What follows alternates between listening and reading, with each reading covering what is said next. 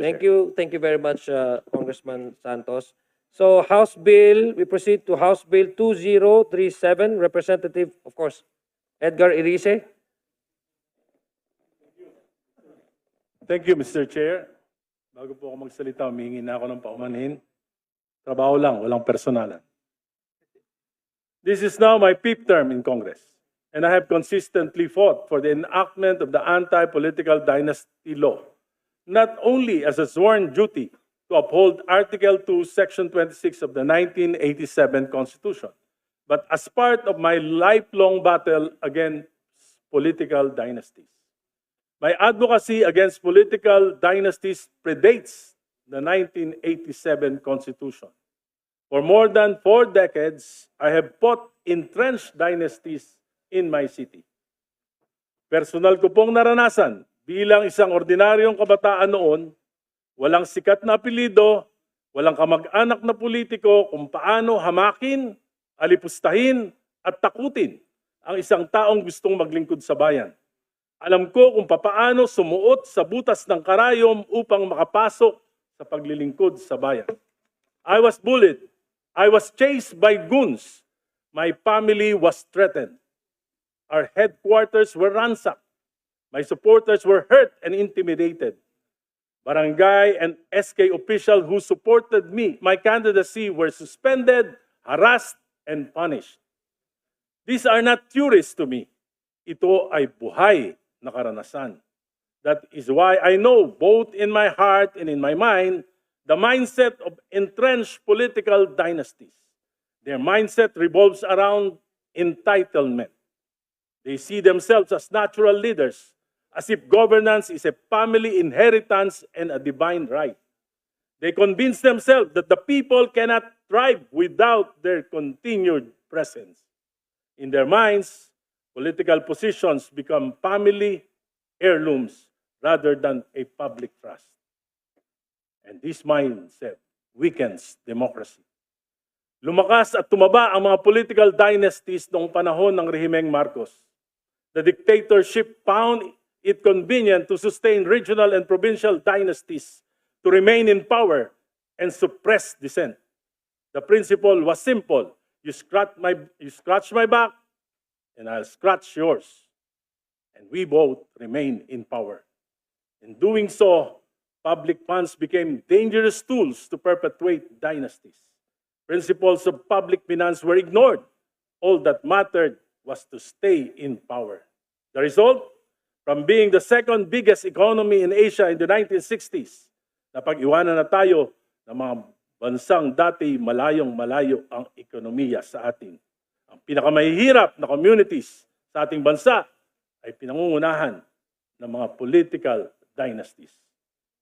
The wisdom of the framers of the 1987 Constitution was precisely to dismantle these dynasties because they block progress, monopolize power, and deny equal access to ordinary Filipinos who have the talent, the skills, and the integrity to lead.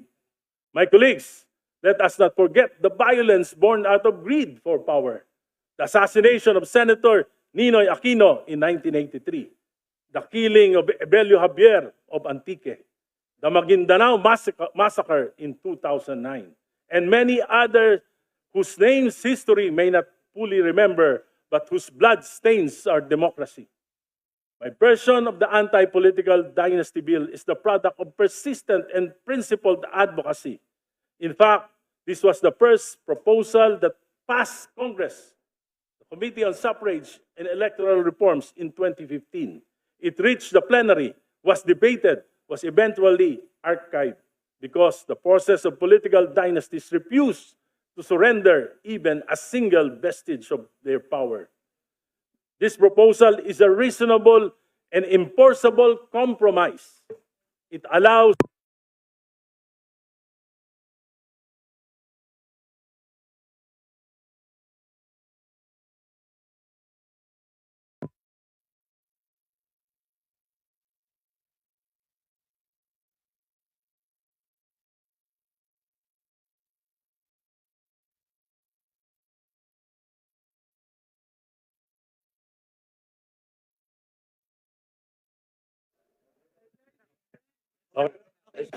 Okay, I will continue.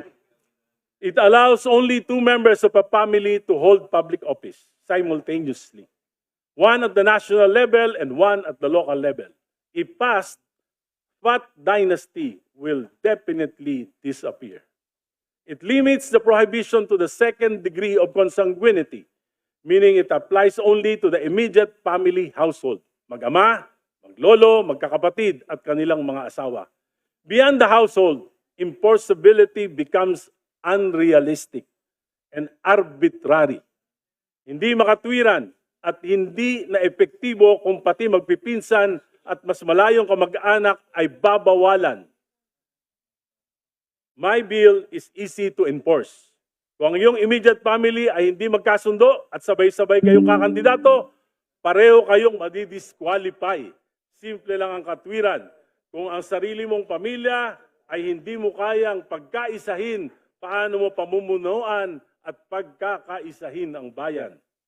In this manner, pinapalakas natin ang pamilya, ang basic unit ng lipunan, habang iniiwasan ng mga trahedyang dulot ng politika, magkakapatid na nagbabangayan, maglolo na nag-aaway, mag-ama na nagbabastusan, at minsan nagpapatayan pa dahil sa kapangyarihan.